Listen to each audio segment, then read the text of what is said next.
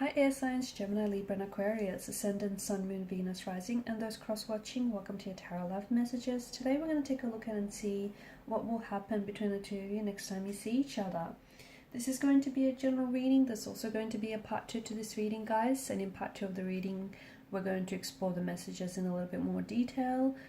It'll be a continuation on the first reading, but we'll also take a look and explore whether or not this connection has a future, and if so, what will it be like? So part 2 is going to be made available via the extension link below. For those of you interested in a personalized reading, feel free to reach out and inquire. My email address is also going to be listed below.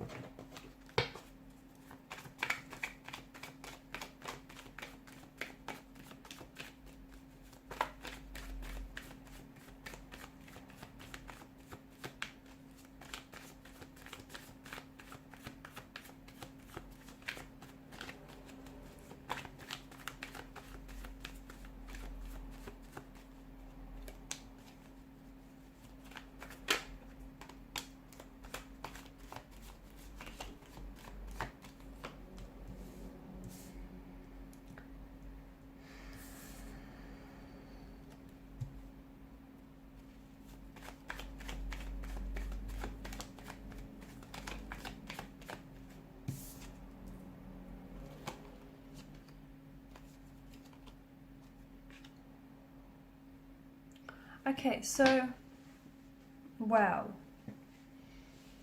This is someone who has walked away from you, or whom you've walked away from this person. This is a connection that feels like it's ended. It feels like the two of you are disconnected from one another, or you're in a discord of some sort. The two of you may not necessarily be communicating. There's a lot happening with this connection. Okay, for some of you it feels like you have gone quite some time without seeing this individual. So the next time you see them, it feels like your energies are reuniting after quite some time. I'm getting travel is involved here. For some of you, this is a long distance relationship, a long distance connection where this person may live across foreign shores. You might live, into different cities, states, even countries, and the two of you have been doing long distance.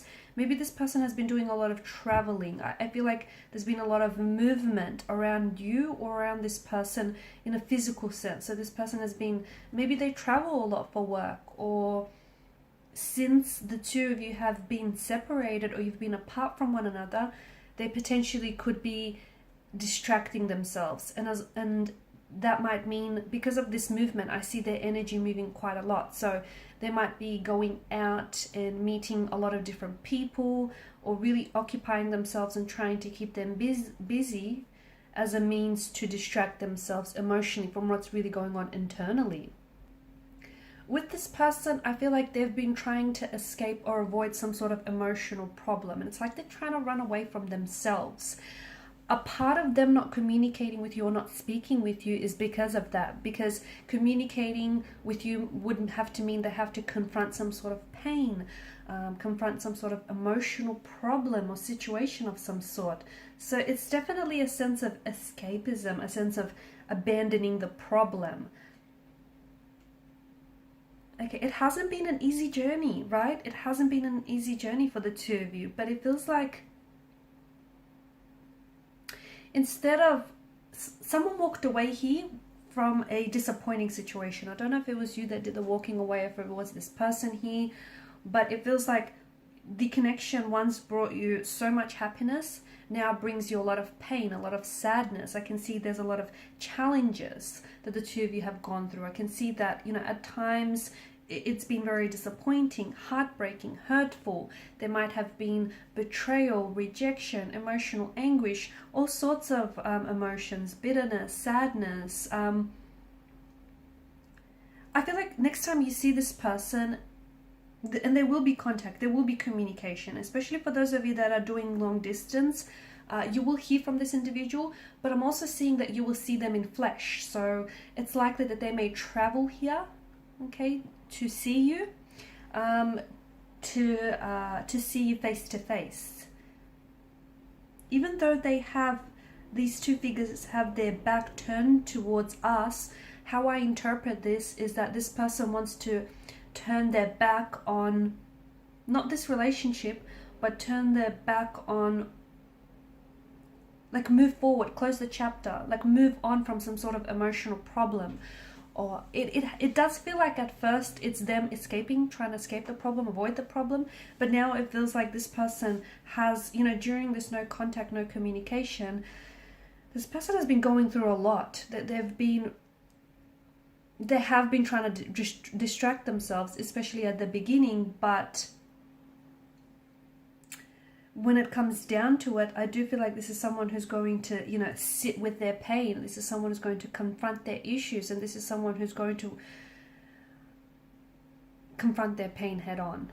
Okay, so yeah, at first, when the two of you have broken up or stopped communicating, stopped contacting one another, it's important for you to know if you've walked away from this person has, I'm picking up in their energy, it's really hurt them, and they felt very abandoned and they felt very rejected. Now, you might not have intended for that to come across that way. You didn't intentionally abandon or reject them. You felt like you had to walk away from the situation because it was causing you more pain than happiness, but that's not how this person interpreted. They felt like you walked away from them. They felt like you turned their back on them in the situation. So they're kind of still reeling in that energy. They still feel very hurt, very betrayed, very abandoned. They are then turning to all sources of distraction, like meeting new people, adding lots of new people on social media, trying to keep their mind off you. But obviously their mind keeps circling back to you and what the two of you had, because what the two of you had was something special. Was there complexities? Was there intricacies, difficulties and challenges? Yeah, but hey, all relationships have that. Happiness is a balance of ups and downs, and it's how you navigate that balance.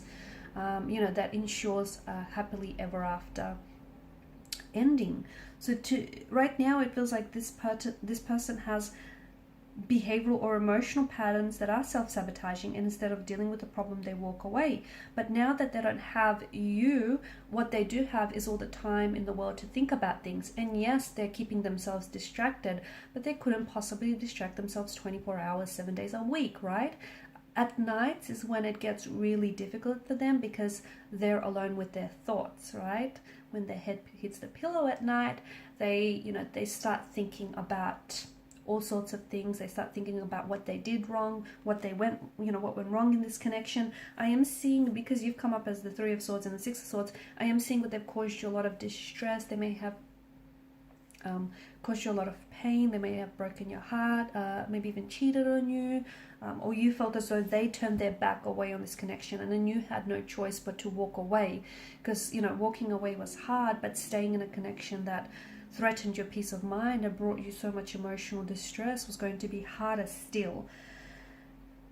This person wants to communicate, they want to talk. So next time you see them, I feel like it's not going to be face to face, but I think it's going to be digital communication. They might call you or they might text you to set up a meeting.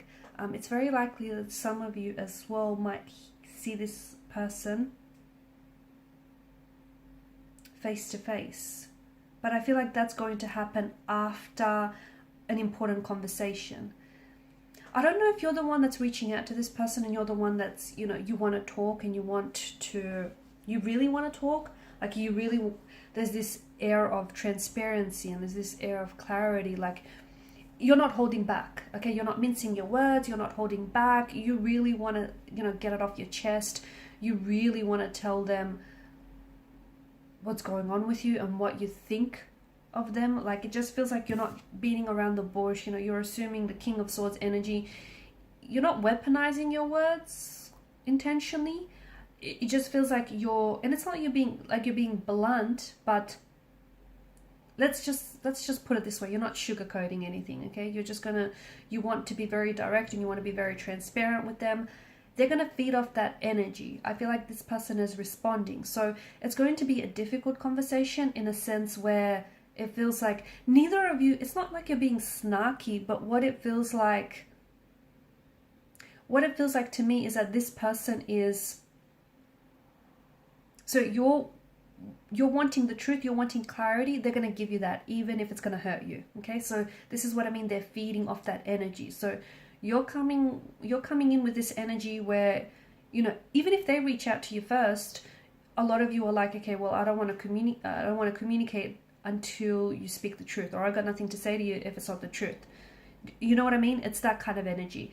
And so this person is coming in with the truth. They're coming in with, they've got something to tell you that I feel like is going to hurt you, but it's a truth and you deserve to know the truth. I also feel like this person wants to move forward here. So if you've had a fallout or a disagreement, look, this person has patterns. I'm seeing paradigms of patterns in their behavior which have hindered this connection and which does come across as self-sabotaging. So this person knows that they need to work on themselves. Part of the conversation is going to be them telling you that they want to work on themselves, they want to improve themselves, for you, and for this connection. But another part of this conversation is them wanting to move things forward. So they don't want to dwell on what's happened in the past, because the two of you have spent, you know, enough time doing that. It feels like this person really wants to make things right.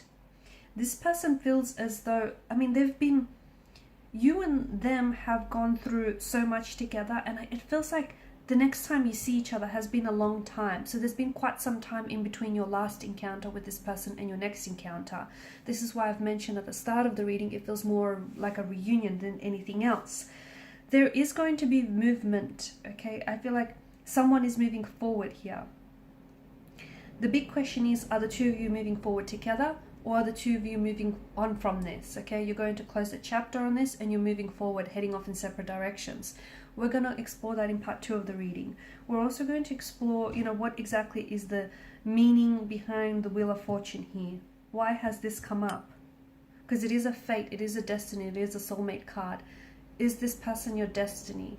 Is the destiny of this connection, has it been fully fulfilled and realized, or the two of you have unfinished business? Okay, so follow me to part 2 of the reading, and that's going to be made available via the extension link below. I just want to thank you guys for your time, your energy, your attention, and your support.